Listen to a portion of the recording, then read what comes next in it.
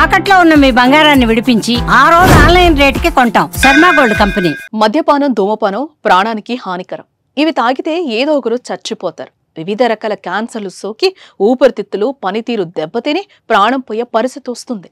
అయితే ఇవి రాకముందే ఓ ప్రభుత్వ ఉపాధ్యాయుడు మద్యం, ధూమపాన కారణంగా చనిపోయాడు. అది ఎలానో తెలుసుకుందాం పదండి.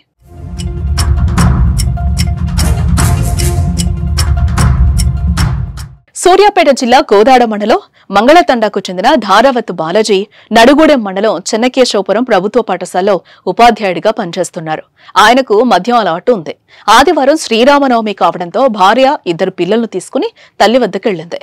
ఒంటరిగా ఉండడంతో మద్యం తాగిన అనంతరం ఇంటి ఆవరణలో మంచంపై పడుకుని సిగరెట్ వెలిగించాడు.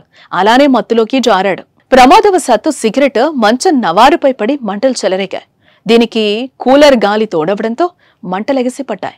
చుట్టుపక్కల ఎవరూ లేకపోవడంతో ప్రమాదం నుంచి తప్పించుకునే స్థితిలో బాలాజీ లేకపోవడంతో శరీరానికి మంటలంటుకుని మృతి చెందాడు. తాండావాసులు పోలీసులకు సమాచారం ఇవ్వడంతో మృతదేహాన్ని కోదాడ ప్రభుత్వ ఆసుపత్రికి తరలించారు. మద్యం, ధూమపానం 2 అలవాట్లే మాస్టర్ ప్రాణం తీశాయి. గతంలో కూడా ఇలాంటి ఘటనలు జరిగాయి. మద్యం తాగి సిగరెట్ అంటించుకుని నిద్రలోకి జారుకోవడం, అగ్నికి ఆహుతయ్యారు. అందుకే వాటికి ఎంత దూరంగా ఉంటే అంత మంచిది.